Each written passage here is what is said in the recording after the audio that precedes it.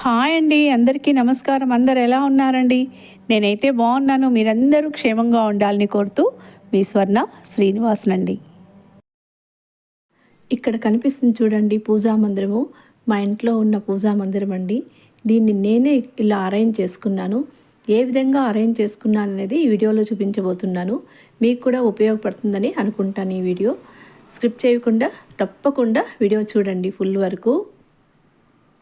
ఒకటండి, నేను వాస్తుని చాలా బాగా నమ్ముతానండి.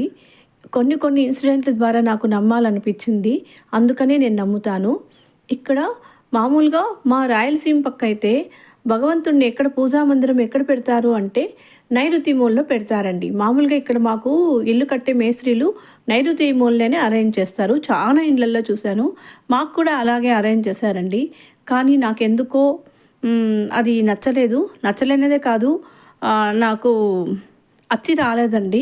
తర్వాత భగవంతుడిని ఎక్కడ పెట్టాలి అనే టైంలో ఈశాన్యంలో అనుకున్నాము. కానీ ఈశాన్యంలో బరువు పెట్టకూడదు, అస్సలు ఏం టచ్ చేయకూడదండి ఈశాన్యంలో. అక్కడ ప్రశాంతంగా ఖాళీగానే ఉండాలి. చాలా బుక్కులు చదివిన తర్వాత నేను నా అనుభవంతో నాకు జరిగిన మంచి ఇన్సిడెంట్ల ద్వారా నేను ఇక్కడ అరేంజ్ చేసుకున్నాను. ఎక్కడ ప్లేస్ అంటే మనము తూర్పు చూడాలండి. మనం పూజ చేసేటప్పుడు తూర్పు ఉండాలి. భగవంతుడు మనకి ఇంటిని చూడాలి. ఇప్పుడు గుడి ఉంటుంది కదండి, గుళ్ళో ఉండే దేవుడు మనమల్ని చూడాలి. అందుకని మనకి తూర్పు వైపు చూస్తూ ఉంటాడండి భగవంతుడు. అంటే అక్కడ ఇప్పుడు వెంకటేశ్వర స్వామి ఉన్నాడు కదా, అక్కడైతే మనకి భగవంతుడు మనకి ఎదురుగా ఉంటాడు. మన బయట ప్రపంచాన్ని చూస్తాడండి, మనుషులను చూడాలి. ఇక్కడైతే మన ఇంట్లో ఉండే దేవుడు మన ఇంటిని చూడాలి. ఇదండి నాకు బాగా అర్థమైంది.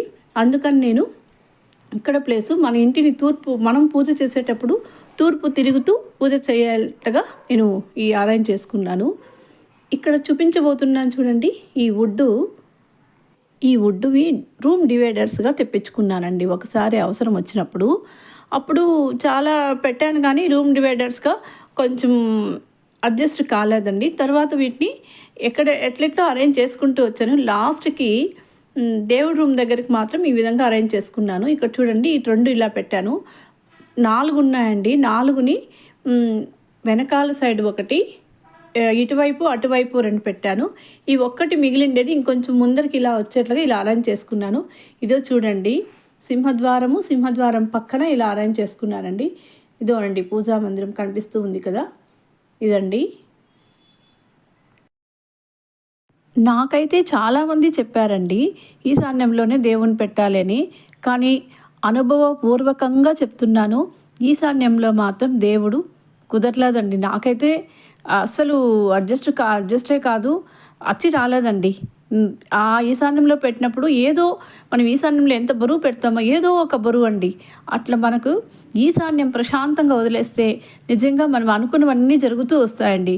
కాబట్టి ఈశాన్యంలో మాత్రం దయచేసి దేవుణ్ణి మాత్రం పెట్టద్దండి. అక్కడ కావాలంటే అక్కడ క్లీన్ పెట్టండి, క్లీన్గా ఉండాలి. అంత తప్పించి ఈశాన్యంలో ఏ బరువు పెట్టకూడదు.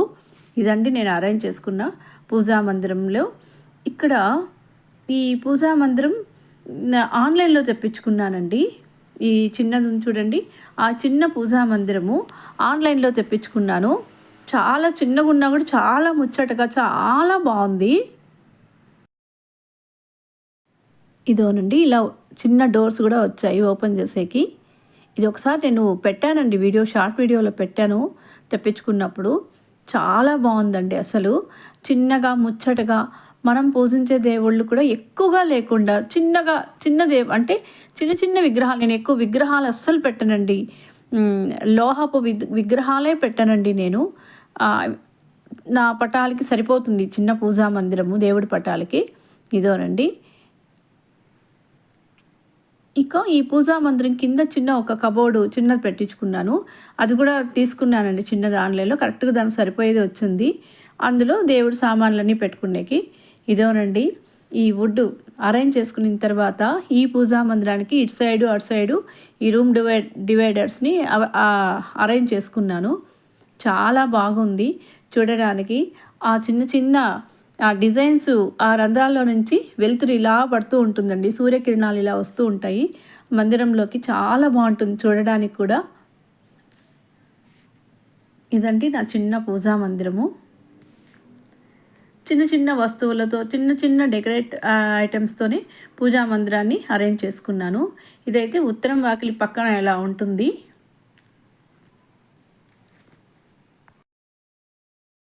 నా అనుభవపూర్వకంగా ఒకటైతే చెప్తానండి.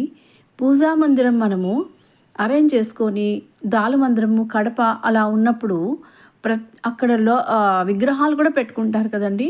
అప్పుడు చాలా నిష్ఠాగరిష్టంగా మనం పూజ చేసుకోవాలండి.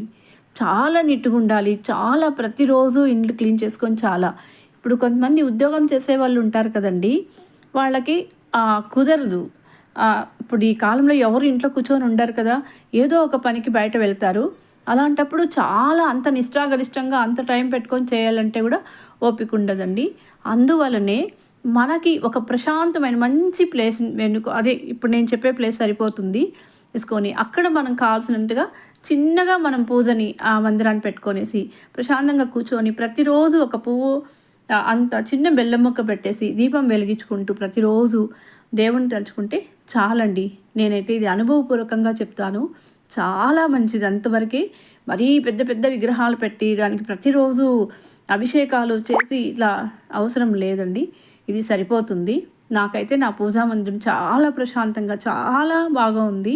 చాలా బాగా నచ్చింది కూడా అండి. ఈ రూమ్ డివైడర్స్ అయితే నాకు కొంచెము ట్రెడిషనల్ లాగా చాలా బాగుండాయండి. ఇది ఇలాగే పెట్టాలని అనుకుంటూ ఉన్నాను. ఇలాగే ఉండిపోతాయి. దీనికి కొంచెం చిన్న చిన్న వస్తువులతో చిన్న అలంకరణ కూడా చేసుకున్నాను. ఈ పువ్వులు ఆర్టిఫిషియల్ వాటితో. మామూలుగా పండగలప్పుడైతే నేను మామూలుగా పూల హారాలు ఇవన్నీ మందిరానికి వేస్తూ అలంకరిస్తానండి. మామిడాకులు ఇవన్నీ తోరణాలన్నీ మామూలుగా కడతాను పండగలప్పుడు. ఇది రోజు అలంకరణకు మాత్రం ఇలా చేసుకున్నాను. ఇదోనండి ఓవరాల్గా నా పూజా మందిరం ఇలా ఉంది. నేను ఈ మందిరాన్ని ఇక్కడ అరేంజ్ చేసిన తర్వాతనే ఒక సంఘటన జరిగింది. మీకు ఆల్రెడీ వీడియోలో పెట్టానండి. అమ్మవారు తల మీద పెట్టిండే పువ్వులు కుంకుమ గిన్నెలో పడి నన్ను ఆశీర్వదించాయని, అమ్మవారికి పటంకి పెట్టిండే పువ్వులు కదిలాయని నేను ఒక వీడియో పెట్టాను. అది ఇక్కడ పెట్టిన తర్వాతే జరిగింది. దీన్ని బట్టి నాకు అమ్మవారు దయ మనందరి మీద నా మీద కూడా ఉంది అని అనుకుంటానండి. ఎందుకంటే ఆ సంఘటన ఇక్కడ పెట్టిన తర్వాత జరిగింది కాబట్టి ఇది కరెక్ట్ ప్లేసు, పూజకి సరిపోయిన అనుకూలమైన ప్లేస్ అని కూడా అనుకుంటాను. ఇదండి నా పూజా మందిర విషయాలు. ఇక్కడ ఇంకా ఏమైనా అరేంజ్ చేయాలంటే నా పూజా మందిరం నచ్చితే తప్పకుండా కామెంట్స్ ద్వారా తెలియచేయండి. అందరికీ ముందుగానే ఉగాది నూతన సంవత్సర విశ్వవసు నామ సంవత్సర శుభాకాంక్షలండి. నెక్స్ట్ సంవత్సరం నుంచి, కొత్త సంవత్సరం నుంచి అందరూ ఆయురారోగ్యాలతో ఉండాలని కోరుతూ మీ స్వర్ణ శ్రీనివాసనండి.